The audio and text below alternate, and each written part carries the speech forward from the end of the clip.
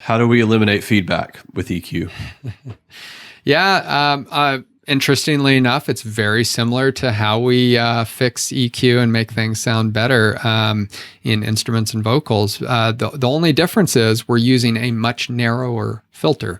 So what we like to do with eliminating feedback is we use what's called a notch filter.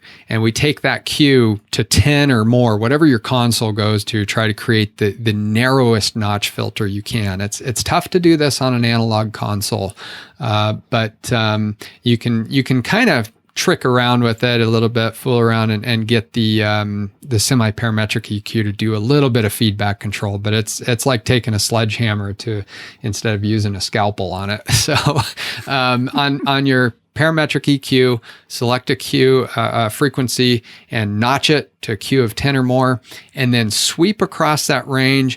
And you'll need to have an ear for whether the feedback's just starting to kick off or whether it's actively going. You can have a finger on the fader and turn up the sound until it's kind of going. And then you sweep across that spectrum. So you cut like 9 dB, 10 dB. You can do a dramatic cut with these feedback filters if it's narrow enough. And you sweep across until you find that ringing noise go down. The funny thing is that people will often cut feedback. They'll find the frequency pretty easy, and then they're tempted to turn the system up just a little bit more. And what happens is you'll find there's another feedback frequency somewhere else. It might be lower or higher than the one you cut. It probably is a harmonic of the one you cut. So let's say you cut it at 100 hertz. Well, now you've got feedback at 50 hertz or 200 hertz, either half or double of that root frequency. So you'll find that you may have to do 2 or 3 of these notch filters to take out feedback in the room. And most of the time we try to do this with the master EQ. You don't do this on individual channels because most of your feedback is caused rarely by individual channels in and of themselves. It's often because of the way the speakers are, the acoustics, or something like that. So we try to take out the fundamental feedback frequencies in the room first with the master EQ. And that's how we do it. It's really that simple. There's not a whole lot of magic to it.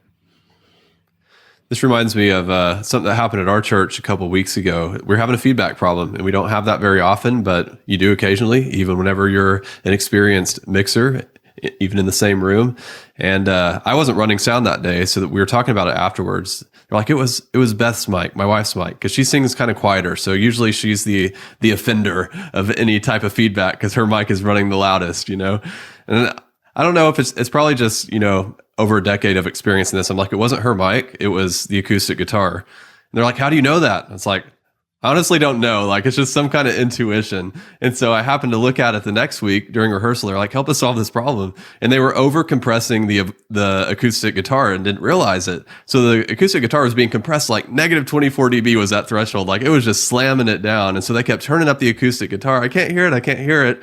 So then every time the acoustic guitar would stop playing, it would just be an open mic inside of that guitar and it would cause feedback. But they attributed it to, my wife's mic because that's usually the offender. So it's interesting. Feedback can come from so many sources.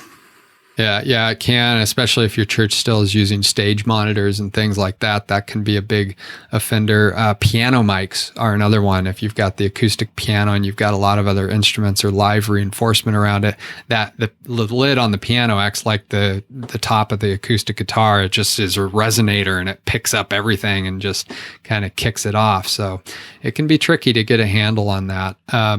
You can stop feedback with EQ. But the best way to stop it is better mic placement or better microphones or turning off that brick wall compressor. Yep. And back to that notch filter thing, I was just thinking with most digital mixers these days, you can turn on the RTA or real-time analyzer. And so whenever you turn it up to hear that feedback frequency, you can look at that and see exactly where it is, and you don't have to even go searching. Yeah, no, that's true. You know exactly right. And again, you'll probably see it pop up in different modes or harmonics of that main frequency. So if you look at that peak frequency and it's at 400 hertz or whatever it is, look at 200, look at 800, see where those doubles and halves are, and you probably, that's a room problem. That's not always the microphone or the source issue. So it's just how those frequencies bounce around in there. So yeah, it's worth paying attention to that kind of stuff for sure. Mixing sound seems complicated, but it doesn't have to be. Get access to our stress-free training to help you create great sound at church by visiting churchsoundmadesimple.com.